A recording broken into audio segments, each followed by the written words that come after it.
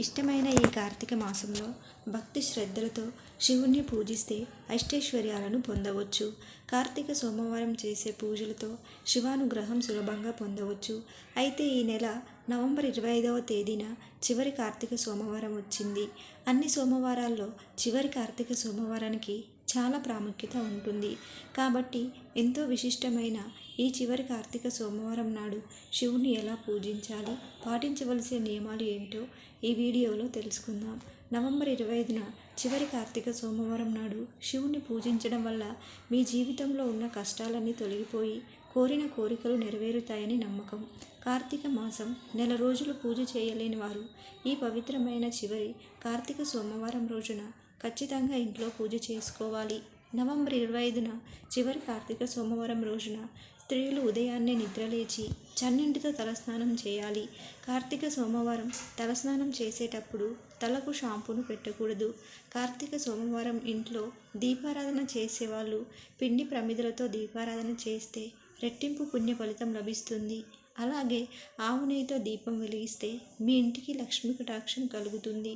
కాబట్టి ఈ చివరి కార్తీక సోమవారం పూజ చేసే స్త్రీలు బియ్యం పిండిలో కొన్ని పాలు పోసి ముద్దలాగా కలిపి పిండి ప్రమిదలు తయారు చేసి శివుని ముందు 2 పిండి దీపాలు వెలిగించాలి. ఇలా పిండి దీపం వెలిగించగానే ఓం నమః శివాయ అనే మంత్రాన్ని 21 సార్లు జపించండి.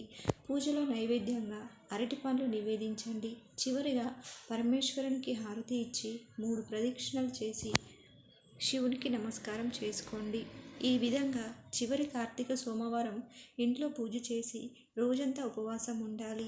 కార్తీక సోమవారం ఉపవాసం ఉన్నవారికి కోటి జన్మల పుణ్య ఫలితం లభిస్తుంది. కటిక ఉపవాసం ఉండకుండా పండ్లను తీసుకోవచ్చు. ఉపవాసం ఉండేవారు శివుణ్ణి ధ్యాసిస్తూ ఉండాలి. మధ్యాహ్నం సమయంలో అస్సలు నిద్రపోకూడదు.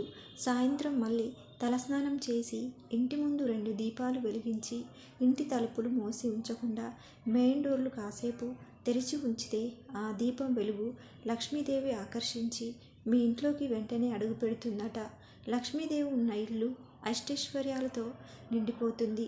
సాయంత్రం సూర్యుడు అస్తమించిన తరువాత 6 గంటలకు శివాలయానికి వెళ్ళి శివాలయంలో 365 వత్తుల దీపం వెలిగించాలి. శివాలయంలో ఉండే ధ్వజస్తంభం దగ్గర కానీ ఉసిరి చెట్టు దగ్గర కానీ 365 వత్తుల దీపం వెలిగించాలి. చివరి కార్తీక సోమవారం రోజున 365 వత్తుల దీపం వెలిగించగానే ముక్కోటి దేవతలు అందరూ ప్రత్యక్షమవుతారట. కాబట్టి ఈ దీపాన్ని పరమేశ్వరునిగా భావించి దీపానికి అక్షంతలు వేసి నమస్కారం చేసుకోవాలి. ఈ 365 వత్తులతో పాటుగా ఉసిరి దీపం వెలిగించిన వారికి లక్ష్మీదేవి ఆశీర్వాదంతో మీ ఇల్లంతా కనక వర్షంతో నిండిపోతుంది. విభూది అంటే శివునికి అత్యంత ప్రీతికరమైనది. కార్తీక సోమవారం విభూదిని ధరించిన వారికి ఆ పరమేశ్వరుని ఆశీర్వాదం ఖచ్చితంగా లభిస్తుంది. ఈ చివరి కార్తీక సోమవారం రోజున శివాలయానికి వెళ్ళిన భక్తులు శివాలయంలో ఉన్న ధ్వజస్తంభానికి పసుపు కుంకుమలు వేసి ధ్వజస్తంభాన్ని ముట్టుకొని మీ మనసులో ఏది కోరుకున్నా సరే ఆ కోరికలు నేరుగా శివుని పాదాల చెంతకు చేరుతాయి. అలాగే పవిత్రమైన ఈ చివరి కార్తీక సోమవారం నాడు శివాలయం గోపురంలో శివపార్వతులు కొలువై ఉంటారు. కాబట్టి ఈ కార్తీక సోమవారం శివాలయానికి వెళ్ళిన వారు శివాలయంలో ఉన్న గోపురం చూస్తూ శివుణ్ణి స్మరించుకుంటే మీ జీవితంలో ఉన్న కష్టాలన్నీ తొలగిపోతాయి. కార్తీక మాసంలో ఖచ్చితంగా వెలిగించవలసిన దీపాలలో నారికేల దీపం ఒకటి.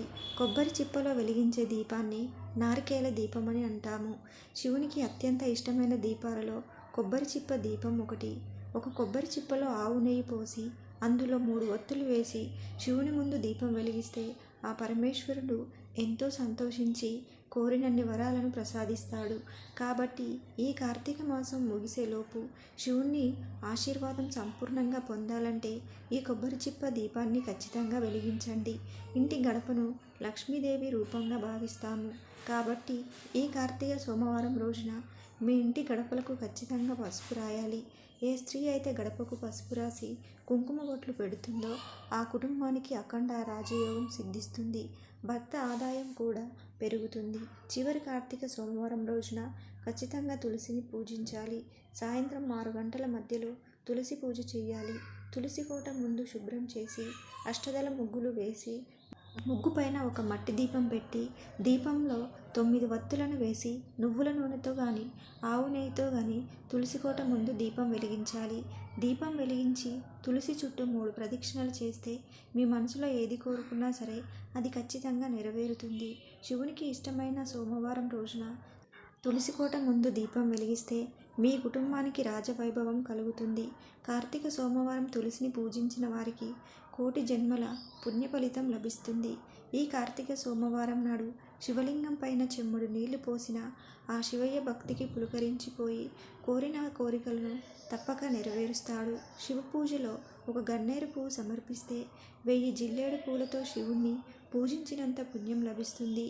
అలాగే గోమాతకు ఆహారం తినిపించిన వారికి జన్మజన్మల అదృష్టం వరిస్తుంది. ముఖ్యంగా శివాలయంలో రుద్రాభిషేకం జరిపిస్తే 7 తరాల ఐశ్వర్యం ఇంటికి లభిస్తుంది. శివునికి ఇష్టమైన గంధంతో మీ ఇంటి ప్రధాన తలుపు పైన స్వస్తిక్ గుర్తు గీయండి. స్వస్తిక్ గుర్తులో త్రిమూర్తులు నివసిస్తారు కాబట్టి ఈ కార్తీక మాసంలో మీ ఇంటి ద్వారం పైన స్వస్తిక్ గుర్తును గీస్తే మీ ఇంట్లో ఉన్న దరిద్ర దేవత వెళ్ళిపోయి ఇంట్లోకి లక్ష్మీదేవత అడుగు పెడుతుంది. కార్తీక సోమవారం నాడు కనకదార స్తోత్రం జపిస్తే మీ కుటుంబానికి ఎలాంటి అనారోగ్య సమస్యలు లేకుండా జీవితాంతం ఆరోగ్యంగా జీవిస్తారు. రాహుకేతు దోషాలతో బాధపడేవారు రావి చెట్టుకు 5 ప్రదక్షిణలు చేస్తే రాహుకేతు దోషాలన్నీ తొలగిపోతాయి. ఈ వీడియో మీకు నచ్చితే లైక్ చేసి సబ్స్క్రైబ్ చేసుకోండి.